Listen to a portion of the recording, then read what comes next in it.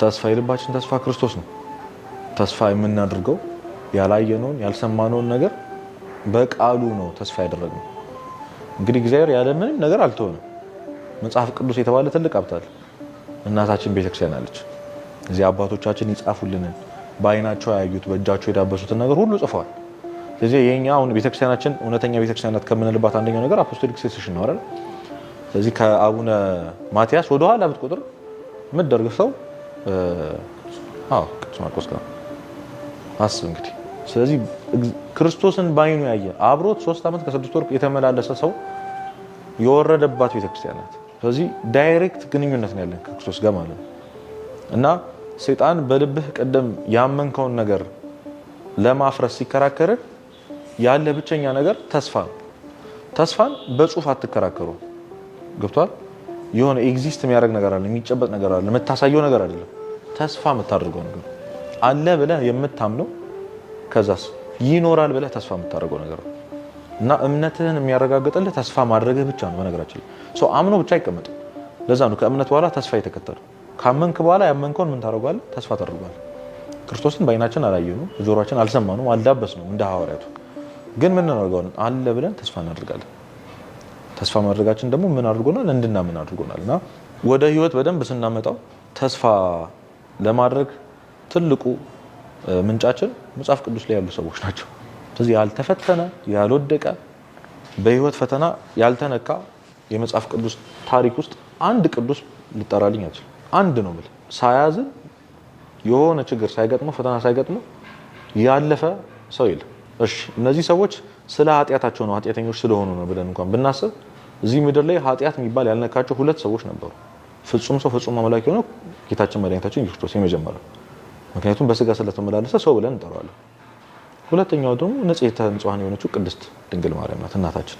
እነዚህ ሰዎች እንደውም የሚገርም ከሁሉ በላይ የተፈተኑት እነዚህ ሰዎች ናቸው። እንደመቤታችን የተፈተነ የተሰቃየ የለም። እናት ሆና ለዛውም ንጹህ ሆና ገብቷል። እንደ ክርስቶስም ደግሞ የስቃዩን ልኩን ያዩ የለም ኃጢአት የሚባል ሳያገኛቸው። ስለዚህ በሁለቱም ሳይድ ፈተና ያልጠፋበት ህይወት ማለት የሰው ልጅ ህይወት ነው። ለዚህ ጥሩ ምሳሌያችን ደግሞ መጽሐፍ ቅዱስ ላይ ያሉ ሰዎች ናቸው። ከአዳም ጀምሮ አሁን እኛ እስከኖርንበት ጊዜ ድረስ የሰው ልጅ በህይወት ፈተና ውስጥ ያልፋል። በዚህ ሁሉ ግን ያዳነውና ከዚህ ነገር ያወጣው ተስፋ ማድረጉ እና የተስፋን ጥሩነት መልካምነት የተስፋን ጥግነት የምናየው ትልቁ አሁን ለምሳሌ የህይወት መከራ ሲባል ትዝ የሚለን አባታችን ኢዮብ ነው አይደል? የትዕግስት መጠን የተስፋ መጠን ያን ሁሉ ነገር አጥቶ ግን እግዚአብሔር እንደሚመልስለት በውስጡ ተስፋ ነበር። እግዚአብሔርን ላለማማረር ከራሱ ጋር ምን ያህል ሲጣላ እንደነበር ምን ያህል ሲታገል ነበር። እንግዲህ እኔ አንዳንድ ጊዜ የኢዮብ ፈተናኛ ላይ ቢደርስ እንደውም ኢዮብ የተቀመጠው እኛ እንዳናማረር አፋችን ለማዘጋት ይመስለኛል። ምክንያቱም ልክ ልታማረር ስትል እንኳን አንተ ኢዮብም እግዚአብሔር ጋር አልተጣላም። ምክንያቱም ምንም ብትሄድ እንደ ክርስቶስ እንደ መቤታችንና እንደ ኢዮብ ደግሞ የተፈተነ ሰው የለም፣ ሁሉን ያጣ ሰው የለም። ስለዚህ አሁን እኛ ከፊት የሚታየን ነገር የለም፣ ግን የኢዮብ ታሪክ ያለቀ ታሪክ ነው። ሲፈተን አይተነዋል። በዛው ልክ ደግሞ እግዚአብሔር ሲክሰው ተጽፎልናል። በጣም ጥሩነቱ እሱ ነው። በቃ ቅዱስ ዳዊት በኃጢአት ሲወድቅ አይተናል፣ ሲነሳ ልብ አምላክ ሲባል አይተናል። ቅዱስ ጴጥሮስ ሲክድም ሰምተናል፣ አልቅሶ ሲመለስ ሐዋርያ ሲሆን አባት ሲሆን አይተናል። ስለዚህ መነሳታቸውንም መውደቃቸውንም ነው የተጻፈልን። መፈተናቸውንም ተስፋ አድርገው ያመኑት ነገር እንደ ካሳቸው ተጽፎልናል። ስለዚህ ተስፋ የምናደርገው በባዶ አይደለም። አሁን በተጻፈልን የቅዱሳን አባቶች ታሪክ በመንግስተ ሰማያት እንዳለች ተጽፎልናል። አላየናትም፣ አልሰማናትም። በልባችን ያልታሰበች የሆነች ቤት እንዳለች ግን ጌታችን ጽፎ አስነግሮናል። ስለዚህ ቤተክርስቲያናችን አስተምሮ የመጽሐፍ ቅዱስ አስተምሮ ከምንም በላይ ተስፋ እንድታደርግ የሚያደርገው የቅዱሳን ህይወት ታሪክ ነው። ስለዚህ እነዚህ ሰዎች ተፈትነው ቀሩ የሚል የለም። እስከዛሬ ድረስ አላየንም። እግዚአብሔርን ወደደ።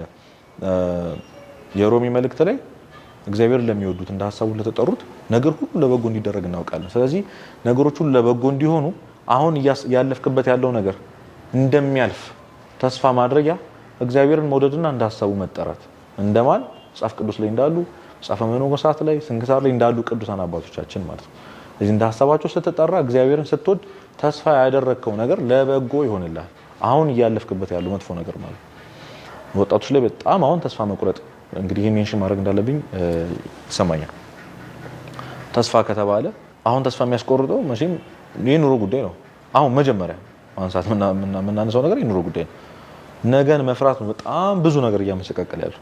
ምንድነው መሆኑ ማለት ከዚህ በኋላ የትምህርት ሁኔታውም ስናየው ጥሩ አይደለም የሥራውም ሁኔታውም ልክ አይደለም በዛው ልክ ደግሞ ኑሮው በተቃራኒው ደግሞ ወደ ላይ ያደገ ስለዚህ በጣም ተስፋ የምናደርግባቸው ነገሮች እያነሱ ነው እኔ እንደውም ጥሩ ነው ባይ ነኝ ምክንያቱም ከዚህ በፊት ከእግዚአብሔር በላይ ተስፋ እንድናደርጋቸው የሚመስሉ የሚያብረቀርቁ ነገሮች በጣም ብዙ ነበሩ አሁን ግን ተስፋ እያጣን ነው ስለዚህ ግዴታ ማዞር ያለበት ተስፋ ወደ ተባለው ወደ ማታፈርበት ወደ ክርስቶስ ነው ማለት ነው ያንን የማያይ ሰው ግን በመሃል በቃ ውሃ ይበላናል ማለት ነው ሰምጠን ነው የምንቀር ስለዚህ የተማመንባቸው ያመንናቸው ልክ ናቸው ብለን ያመንናቸው ለምሳሌ ከእግዚአብሔር በላይ ጊዜ ሰተን ስራ መስራት እንዳለብን በአፋችን እንኳን ባናገር በልባችን አምነን እየኖርን ነበር አይደለ ቤተክርስቲያን እየቀረን ስናነብ ስናጠና ልክ ነው ብለን ስናመን ነበር ዛሬ እነዚህ ያመንናቸው ተስፋ ያደረግናቸው ነገሮች ሲክዱን ደግሞ እያየን ነው ታላላቆቻችን ፊት ለፊት ያሉ ሰዎች ሲወድቁ እያየን ነው ስራ ሲታጣ እያየን ነው ትምህርት ተስፋ የሚደረግበት ነገር እንዳልሆነ አሁን ባይናችን እያየን ነው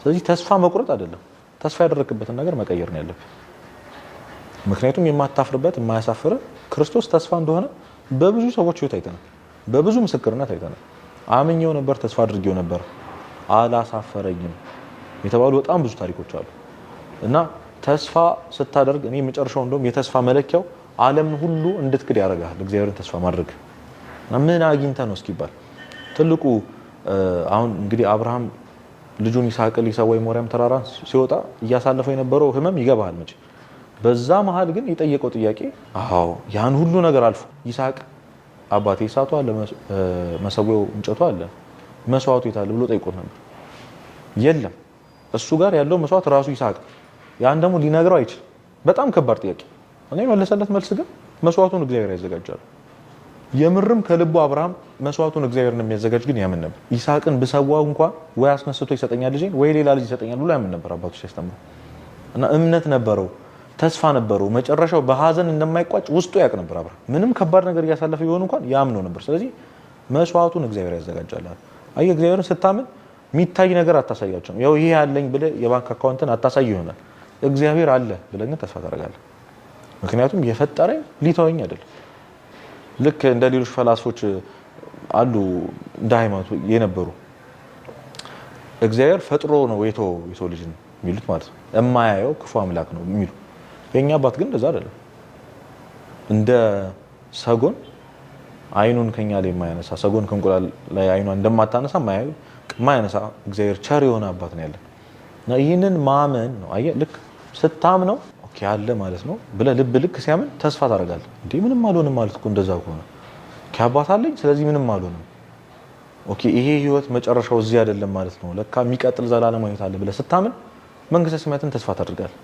ስለዚህ በዚህ ምድር እያለፍኩ ያለው መከራ በዚህ ምድር እያለፍኩ ያለው ተስፋ የሚያስቆርጡ ነገሮች አብቅተው ሁሉ ጊዜ ደስተኛና ሰላማዊ ሆነ የምትኖርበት የሆነ ህይወት እንዳለ ስታምን ተስፋ ታደርጋለህ እንደውም አባቶች ሲያስተምሩ አንድ ንጉስ መጥቶ ቤተ መንግስት እየሰራውልህ ነው እና በዚህ በሚከረፋ በረት ውስጥ ለትንሽ ጊዜ ቆይልኝ ቢል ትቆያለህ አትቆይም ነው ጥያቄ ትቆያለህ ሽታውን ችላ መከራውን ችላ የትኛውን እያሰብክ ያን የሚሰራልህን ቤተ መንግስት እያሰብክ ማለት ነው ስለዚህ ተስፋ ታደርገዋለህ እየሰራልኝ ነው ብለህ ተስፋ ታደርጋለህ ሽታው ሲከብድ መጥፎ ነገሩ ሲከብድ ተስፋ የምታደርገው የሆነ ድምጽ ይሰማሃል ቤተ መንግስቱ ሲቀጠቀጥ ወይ ሲመላለስ ሲሰራልህ ታያለህ ባታይ እንኳን ልብ ተስፋ ያደርጋል እና ማመንህ ወደ ተስፋ ይሞላና ተስፋ ማድረግ እስከምን ነው ከተባለ ሁሉም እስከመተው እስካለ መጠራጠር ሰላም ሆኖ እስከመኖር ተደርጎልኛል ብሎ ማሰብ ነው መጽሐፍ ቅዱስ ላይ ስታምን ሳይደረግልህ እንደተደረገልህ አስበህ መደሰት ነው ለምሳሌ አሁን ሎተሪ ቆረጥክ እንበል እንደደረሰ ሰው ልትደሰት ትችላለህ አይደል እንደው ምንም ቢመጣ